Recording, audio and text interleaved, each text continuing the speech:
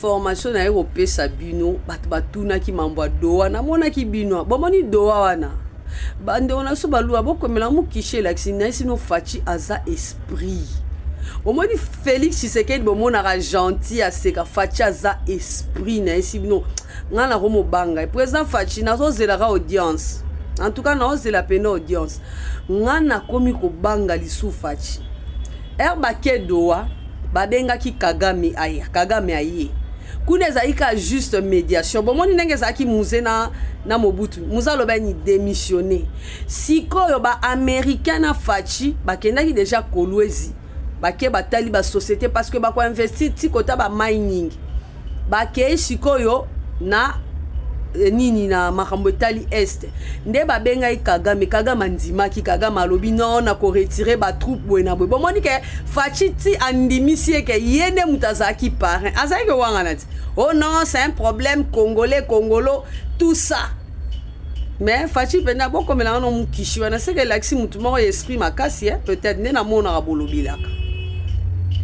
Kagame penenge zalarara azongi andimi abi a retiré ba troupe mais bo pesa moi temps ayaya Deb Sabino muto ka bonzima te na vie ndenzamba zoaka tombolie pa sali makam Kagame azongi fallait abenda bana mai nyonso pa bisa ba on a ngai ba américain kuna ezaba lokwa ba pesinga mot d'ordre il faut na quitter parce que bon il faut pas exploiter partie wana nazaye ko bisamno na bi viendra le moment on va pacifier l'est bako pacifier ngo esero comme place bako tia ba industrie bako sala makambo belé pour facha za besoin kimia Kagame abengi bana mai yango bomoni bakenda okuta na Uganda na bakanambe obomona ki pe zoe yango na ebisa bino ba papa ya PPRD bozaza wana bozo ko salaka misala mais ere koma ba décision makasi ba benga bino te ba Congolais bomonde ba kata ibino mais sikoyo eza na mutu moko aza rebelle makasi comme na Bertrand Bisimwa na kanambe courant elekakate sko Kagame alingaki Kabila abima roi leader a makambo yende a gérer situation Bisimwa abi jamais Kabila ou la mort ndebo moni makamnyo so elekani na Goma na baza ya kobendana Kagame si ba pesie déjà mot d'ordre a retiré ba troupe parce que États-Unis et lobby bango ba rolinga ko investir na climat wana te et puis en plus un petit pays comme le Rwanda et koki ko bebise la bango ba marcher na baonti ndebo mona ki doa et ça là qui musalana pourquoi parce que Kagame azaye ko noter quand même hors na biso et pas ya batuana et pas ba arabe siko bango lokwa balingaka ba jeter yozo teke loko batu lelo ba betie sanction il faut zone c'est là ba kolo biloko na bango po mbongo ya ka par bango Kagame ça zo ki une partie à mbongo il fallait livrer marchandise na ba sanction donc il fallait présence ya Félix Antoine Tshisekedi Tshilombo vous comprenez pourquoi facha kene doa Oyaki wana na moni bino bo créer na ba bo che ba vidéo moko bo mais la champagne ezali kamba champagne te la situation est devenue très amère côté na ba bon na ba journaliste na ba poster lisusu bazo poster te mutu ekoti kuna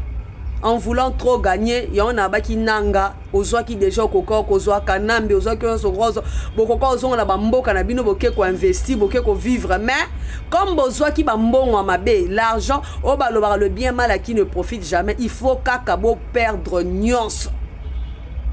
de bon mon scope situation ezana ba Bisimwa ba bi jamais Kabila te Osomonelo ka ndenge za bomo nzamba na esebi no tour de Babel batoto bana makambo komba obobono oyoka ba mona zo esebi na bibango tour de Babel ekokota bakoloba lisusu langage moko te Bisimwa bi niet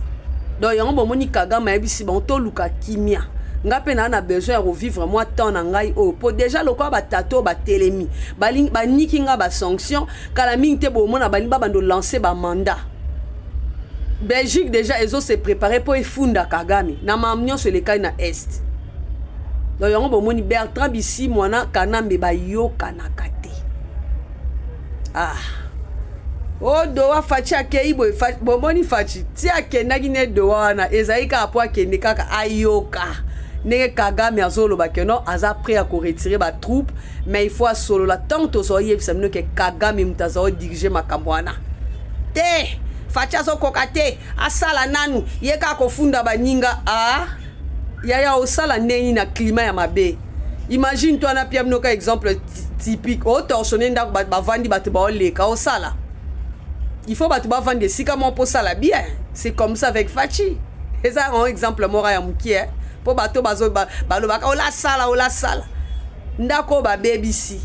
Oh, il faut qu'on réflexionne ndako faut batonga ndako ko réflexionner zora ta makasi ke ndako ba tonga o mona na bato mayela o pozo pe question ala o lo ba pe fala sala yo ngako sala oza makasi ya koloba yo moku so ba tio wano banjo silika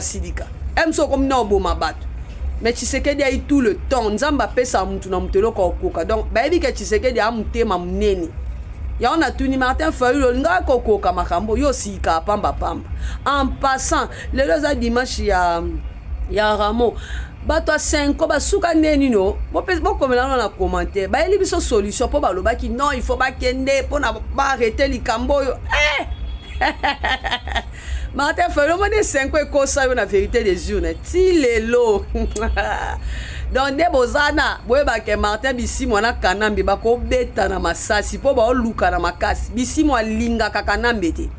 abi jamais pe lobi Kanambe c'est pas un Congolais ba swanaki nde bomo na Kagame wana nde bomo nya komi ko finga mindele ko modire mindele yaya liboma et Mathieu déjà na mutu et pe lobi il mourra comme un vrai combattant Kagame yo combattant yo sanguinaire comme Tant nazolo ba 2025 les années de vérité bino bo zera ba prophète ba uta ba Zimbabwe na ba Ghana batunanga ya Ghana na linga bino ming merci na ba message ba to Zimbabwe ba Congolais Zimbabwe bazo sepela ba bi éveil patriotique et sali bien to lemba te to ke na guerre otina suka muta kima te ba onde ba kimi bo mo ba sara suba live ba journaliste bo wando ya Chilombo botanga sukomba Chilombo te comme kilo na mnoko En tout cas, c'était ça. Marambo Ezayo le Canada. Kagame aussi a besoin de temps, mais à la pression aux États-Unis. Bino mo boyebi Donald Trump. Taka ninga saka jite nga bani sanga. Talaka joue ba normal. Combien de décrets il y a comment on t'a signé par ordonnance bon le quoi Donald Trump. Quand les mêmes jours l'homme a prêté serment a signé à plus de 400 ordonnances. Souvent muta bongo ya ngayo sa ba faire na Congo. Mbongo ekota na mbongo na mboka na Congolais pas se retrouver yo Rwanda mais ma perturbation quand je vous ai dit que bah constater qu'il y a deux pays na niveau à Grand Lac ils ont posé problème na ba pays des Grands Lacs c'est le Rwanda et l'Ouganda il y a un bon moni Boulos on a lobaka la fois passé à Kawana Boulos est assis ici à Longwe Kinshasa bolanda ki chapeau na nga na présenter le journal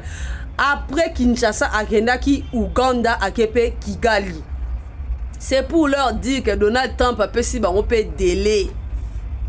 Ba longo la batuna bo yo bo mona wana na ebisa bino guerre Goma. Bona na mamuna zo bi guerre Goma e ko sila na ona pété. Sukutu ba FARDC ba bunda suma kasité. Bino nde boza tembe bato balanda nga ba ebi ke na ba vidéo na nga précédente na zo loba makambo wana nyos. Donc c'est ça, bon comme la suite à 5 pour na yebite na bandela wapi na tout na bon solution ni ba yelibiso Martin Fayulu pas yo na li soutenir Martin Fayulu a comprendre que Tshisekedi était dans les bons. Oseka Chilombo moment pendant que Chilombo zo travaillait en silence, tala mwana koyaza koi. Ndo na ndimiango. Mwana Tshisekedi Tshisekedi. Botika muté amabe na humilier ba papa ya baninga te mais papa Tshisekedi azaye mutu. Ata papa no azaki cultivateur azaki menuisier eza musala na ye mais bino nyonso bo bénéficier ki na sagesse ya papa Etienne ayambe bino nyonso lokwa bana ebele bozana bwana ba photo bokanga na ye surtout bato akabidi botuka obimisa Tshisekedi so boza ba vrai congolais to tcha loboko to bongisa mboka to tika Rwanda kuna ba utu bazonga ba tcha état de droit qui mekota